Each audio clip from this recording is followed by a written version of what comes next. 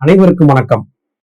நாம் ஞானபிதா சுவாமி சிவானந்த பரமஹம்சர் அவர்கள் அருளி செய்த சித்தவேதம் என்கிற நூற்தொகுப்பை வாசித்துக் கொண்டிருக்கிறோம். இதுவரையிலும் 10 அத்தியாயங்களை வாசித்து முடித்திருக்கிறோம். கடந்த அத்தியாயத்திலே சமுத்திரத்திலே இருந்து எப்படி அலை, நுரை, அதிலே வரக்கூடிய நீர்க்குமிழி இவை எல்லாம் உருவாகிறதோ அதுபோல ஜீவனிலே இருந்து ஜீவசக்தியாகிய வாயுவும், அதிலிருந்து மனம், புத்தி, சித்தம், அகங்காரம், தேகம் ஆகிய அனைத்தும் உருவாகின. உற்பத்தியானது என்னவோ ஒரே இடம்தான், அது ஜீவன்தான். சமுத்திரத்தில் இருந்து எப்படி மற்றவை பிரிந்தனவோ அதுபோல இவை எல்லாமே அதிலிருந்து சலித்தவைதான் என்கிற கருத்துக்களை சொல்லி இருந்ததை பார்த்தோம். இன்றைய பதிவிலே அதன் தொடர்ச்சியாக பல நல்ல நுணுக்கமான கருத்துக்களை சுவாமி சொல்லுவதை பார்க்க போகிறோம். சிஷ்யர் கேட்கிறார், சுவாமி, முன் அத்தியாயத்திலும் அதற்கு முந்தின அத்தியாயங்களிலும் கற்பித்த பிரகாரம் தேகம் வாயுதான் என்றும் இந்த காணுகிற ஜடம் தேகம் அல்ல என்றும் தெரிகிறது. ஆனால் உலகத்தில் ஸ்தூலம் என்றும், காரணம் என்றும், சூட்சுமம் என்றும் 3 தேகங்கள் உண்டென்று சொல்லுகிறார்கள்.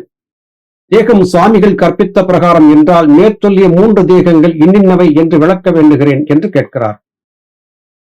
இது நம்மில் பலருக்கும் இருக்கக்கூடிய வினாதான். அந்த வினாவுக்கான விடையை இங்கே விரிவாக சுவாமி சொல்லுகிறார். ஸ்தூலம், சூட்சுமம், காரணம் என்கிற 3 தேகங்கள் எவை என்று நீர் கிரகித்து இருக்கிறீர்? சொல்கிறார், ஸ்தூலம் என்பது இதுவரையிலும் தேகம் என்று சங்கற்பித்த இந்த காணுகின்ற ஜடம் என்றும், காரணம் என்பது அவித்தையாகிய வித்தை இல்லாமல் ஒன்றும் அறியாமல் இருக்கின்ற சுசுப்தி என்றும், சூட்சுமம் என்பது மனசு என்றும் தான் தாங்கள் சொன்னீர்கள். குரு சொல்கிறார், இவைகள் எல்லாம் மிகவும் தப்பிதம். ஏனென்றால் நீர் சொல்லிய பிரகாரம் 3 தேகங்கள் உண்டாவதற்கு இடமில்லை. ஆனால் ஸ்தூலம், சூட்சுமம், காரணம் என்று சொல்லுகின்ற இவையெல்லாம் ஜீவனும், அந்த ஜீவனின் தருணமாயிருக்கின்ற சக்தியாகிய மனமும், அதில் உத்பவித்த மாயையாகிய அகங்காரமும் ஆகும். இந்த காணுகின்ற ஜடமாகிய உடம்பை ஸ்தூல தேகம் என்று சொல்லுவதற்கு இடமில்லை. ஏனென்றால் சூட்சும தேகம் என்பது மனம் என்று நீர்தானே சொல்லுகிறீர். அந்த மனம் ஸ்தூலம் என்று சங்கற்பிக்கிறதாகிய இந்த இடத்தில் தான் இருக்கிறது என்றும் சொல்லுகிறீர். ஸ்தூலம் என்பதானது தடித்ததும், சூட்சுமம் என்பது சிறியதாகவும் இருக்கிறது என்று ஆகிறது. மிகவும் சிறியதாக இருக்கின்ற வஸ்து மனமே ஆகும். அவ்வளவு சிறியதாய் இருக்கின்ற மனதில் தான் இந்த காணுகின்ற உலகம் உண்டானது என்றும் இருக்கின்றதும் அதனால் தான் மனதின் கல்பிதமாகும். உலகு என்று சொல்லுகிறது. அப்போது எத்தனையோ இலகுவாக, சிறிதாக, சூட்சுமமாக இருக்கக்கூடிய மனதிலிருந்து உலகம் உத்பவித்து அந்த மனத்திலேயே அடங்குகிறது. இந்த காணுகிற ஜடமும் அந்த மனத்திலிருந்து உத்பவித்ததே ஆகும். மனசு இல்லை என்றால் ஜடம் உண்டாகிறதில்லை. அதனால் சூட்சுமமாகின்ற மனசில் உண்டாக்கப்பட்டதாகும் ஜடம். தவிர ஒருவன் இறந்த போது பிணமாகின்ற ஜடத்தை நாம் காணுகிறோம். அதில் மனசு இருக்கவில்லை. ஆனால் அந்த பிணத்திற்கு உலகம் இல்லை. இந்த ஜடம்தான் ஸ்தூல தேகம் என்று சொன்னால் இறந்த போது பிணமாகிய ஜடத்தை காண்கிறோம். அதனுடைய அவயவங்களுக்கு யாதொரு கெடுதியும் காணவில்லை. ஸ்தூலம் இருக்கின்ற வரைக்கும் சூட்சுமம் இருக்கிறது என்றும், ஸ்தூலம் இல்லாது இருக்கும் போது சூட்சுமம் நசிக்கிறதில்லை என்றும் சொல்லப்படுகிறது. ஆனால் இந்த ஜடம் ஸ்தூலமாய் இருக்கிறது என்றால் சூட்சுமம் நசித்து போயும் இந்த ஸ்தூலம் என்று சொல்லுகிற ஜடம் நசிக்காமலும் காணுகிறது. அதனால் இந்த ஜடத்திற்கு ஒரு காலமும் ஸ்தூலம் என்று சொல்லுவதற்கு இடமில்லை. இறந்ததாய் சொல்லும் சமயத்தில் இந்த ஜடத்தில் இல்லாமல் இருந்தது என்றால் தானாயிருக்கின்ற ஜீவன்தான்.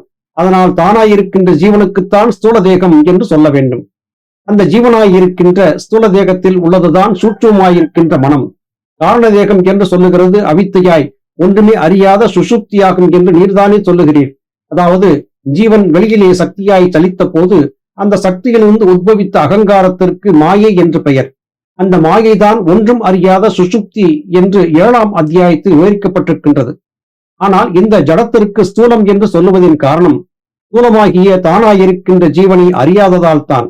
அது எவ்விதம் என்றால், ஒரு வஸ்திரத்தின் 2 பக்கங்களின் கனமாக பசை பூசி காய வைத்து எடுத்து வைக்கப்பட்டிருக்கிறது. அதனால் அதை சாதாரணமாக பார்த்தால் யாவரும் இன்னதென்று அறிந்து கொள்ள முடியாது. அவ்விதமுள்ள அந்த வஸ்துவின் மேல் சாயத்தினால் உலகம், அதாவது ஆகாசம், பூமி, சமுத்திரம், மனிதன், மிருகம், பட்சி, ஊர்வனமாகிய சிருஷ்டி முற்றும் எழுதப்பட்டிருக்கிறது. ஆனால் சிருஷ்டிகளில் மிருகம், பட்சி, ஊர்வன முதலியவைகளுக்கு வழக்கத்தில் இல்லாத ஒரு அவஸ்தை மனுஷர் என்று அபிமானிக்கப்படுகிற நமக்கு அனுஷ்டித்து வருகிறோம். அது யாதென்றால் வஸ்திரம் தரிப்பதாகும். முன் சொன்ன பசை தேய்த்து உலர்த்திய வஸ்துவின் மீது மனுஷ ரூபத்தையும் அதில் எழுதப்பட்டிருக்கிறது அல்லவா? அதற்கும் ஒரு வஸ்திரம் கட்ட வேண்டும். அந்த மனித உருவம் பசை தேய்த்து உலர்த்திய வஸ்துவின் பேரில் எழுதியுள்ளதாய் இருப்பதால் வேறொரு வஸ்திரத்தை கொண்டு வந்து கட்ட முடிகிறதில்லை. ஆனதனால் வஸ்திரத்தினுடைய நிறத்தில் உள்ள சாயத்தை கொண்டு முன் சொன்ன உருவத்திற்கு வஸ்திரம் கட்டி பிரகாரம் சாயம் போட வேண்டும். அதை அவ்வாறு போட்டபின் அதை ஒரு வஸ்திரம் என்று சங்கற்பிக்கப்படுகிறது. ஆனால் அது வஸ்திரம் அல்ல, அது சாயமாகும். யதார்த்த வஸ்திரத்தை காண்கிறதில்லை. யதார்த்த வஸ்திரத்தை காணும் போது முன் சொன்னவை யாதொன்றும் அதன் பேரில் உண்டாகி இருக்கிறதல்ல. யதார்த்த வஸ்திரத்தை காண வேண்டியிருந்தால் அதன் பேரில் தேய்க்கப்பட்டிருக்கின்ற பசையை போக்க வேண்டும். பசையை போக்கினால் அதன் பேரில் எழுதியிருந்த யாதொன்றையும் காண்பதில்லை. அந்த பிரகாரமுள்ள யதார்த்த வஸ்திரத்தை காணாமல் வஸ்திர வடிவில் சாயம் பூசியிருக்கின்றதைத்தான் வஸ்திரமாகும் என்று சங்கல்பித்து வருகிறோம். இப்படி சுவாமி சொல்லுகிறார். இதிலே சுவாமி சொல்லக்கூடிய கருத்து யாதென்றால், ஒரு பலகை அல்லது ஒரு காகிதத்திலே பற்பல உருவங்களை வரைந்து வைத்து விட்டோம். அதில் இருக்கக்கூடிய உருவங்களை காட்டி இது மாடு, இது ஆடு, இது மனிதன் என்று சொல்ல முடிகிறது. ஆனால் அந்த பலகை அல்லது காகிதத்தை எழுதப்பட்ட எல்லாவற்றையும் அழித்து விட்டால் அதிலே எந்த உருவமும் காணப்படுகிறதில்லை. அதுபோல நம்முடைய உடலில் இருக்கக்கூடிய உறுப்புகள் இவை எல்லாவற்றுக்குமே ஜீவன் தான் காரணமாக இருக்கிறது. ஜீவன் என்பதுதான் ஸ்தூலம். அந்த ஸ்தூலத்திலிருந்து வெளிப்பட்டு வந்ததுதான் சூட்சுமமாகிய மனம் என்று சுவாமி குறிப்பிடுகிறார். சுவாமி சொல்ல வரக்கூடிய கருத்து இதுதான். ஜீவன் இல்லாமல் வேறு எதுவுமே இல்லை. எனவே ஜீவனைத்தான் நீங்கள் முக்கியமாக கருத வேண்டுமே அல்லாது ஜீவனுடைய சலனமாக இருக்கக்கூடிய இந்த உடலுக்கு நீங்கள் எந்த விதமான முக்கியத்துவம் கொடுக்க வேண்டியது இல்லை என்கிற கருத்துக்களை சுவாமி சொல்லுகிறார். மேற்சொன்னவைகளை அதில் எழுத காரணம், அதனால் அந்த பசையை போக்குவதற்குள்ள பிரயத்தனம் செய்ய வேண்டும். அது எப்படி என்றால், பசை நீக்கி யதார்த்த வஸ்திரம் காணப்பட வேண்டும் என்றால் அதை ஊற வைத்து அதை துவைத்து வஸ்திரத்தை மாற்ற வேண்டும். அப்பொழுது அதில் இருக்கிற சித்திரங்கள் ஒன்றும் காண்பதில்லை.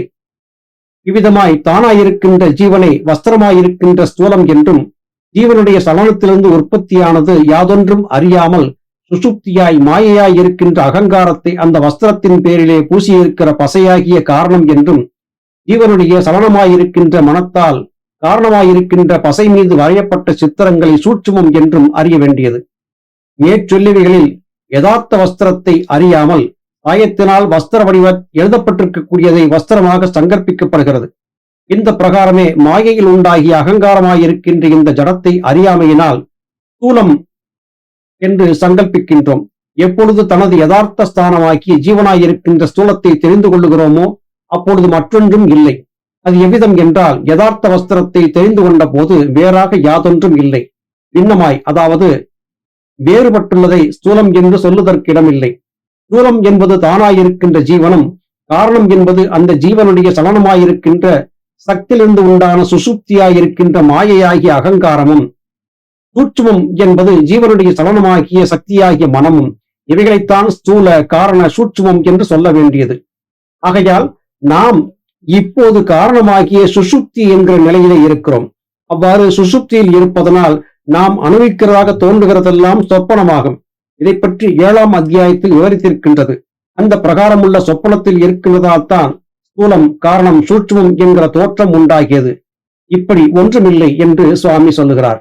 சுவாமி சொல்ல வரக்கூடிய கருத்தை எளிதாக புரிந்து கொள்ள வேண்டும் என்றால் இப்படி புரிந்து கொள்ள வேண்டும். இன்றைய விஞ்ஞானம் இந்த உலகிலே இருக்கக்கூடிய அனைத்துமே மிக மிக நுண்ணிய அணுத்துகள்களால் ஒருங்கிணைக்கப்பட்டது என்பதை ஒப்புக்கொள்ளுகிறது. ஆங்கிலத்தில் சொல்வதென்றால் நேனோ பார்ட்டிகல்ஸ் என்று இதை குறிப்பிடுகிறார்கள். இப்படி நுணுக்கமாக இருக்கக்கூடிய சிறு சிறு துகள்கள் ஒன்று சேர்ந்துதான் அண்டங்களாகவும் பிண்டங்களாகவும் மாறி இருக்கின்றன. ஆனால் இவற்றையெல்லாம் இயக்கக்கூடிய சக்தி ஒன்று இருக்கிறது. அந்த சக்தி தான் ஜீவன் அல்லது பராபரம் அல்லது இயற்கை என்று விஞ்ஞானிகள் குறிப்பிடுகிறார்கள். அப்படி பார்க்கும்போது மிகவும் சின்ன சிறியதாக இருக்கக்கூடிய ஜீவன் என்பது மிகவும் நுணுக்கமான ஒன்றாக இருக்கிறது. ஆங்கிலத்தில் சொன்னதைப் போல நேனோ பார்ட்டிகல்ஸ் என்று இருக்கிறது. அதிலே இருந்துதான் இத்தனையும் ஒன்று சேர்ந்திருக்கின்றன. அந்த நேனோ பார்ட்டிகல் என்று சொல்லப்படக்கூடிய அணுவாக இருக்கக்கூடிய ஜீவன் உலகிலே இருக்கக்கூடிய பற்பல விதமான அணுக்களை எல்லாம் ஒன்றாக திரட்டி உருவத்தை உருவாக்குவதும் கலைப்பதுமாக ஒரு விளையாட்டை செய்து கொண்டிருக்கிறது. இது காரணமாகவே பராபரம் விளையாட்டை செய்து கொண்டிருக்கிறது என்று நம்முடைய முன்னோர்கள் நமக்கு சொல்லிக் கொடுத்தார்கள். நல்லது சகோதர சகோதரிகளே, மீண்டும் அடுத்த பதிவிலே அடுத்த அத்தியாயத்தை பார்ப்போம். அதுவரையிலும் நன்றி, வணக்கம்.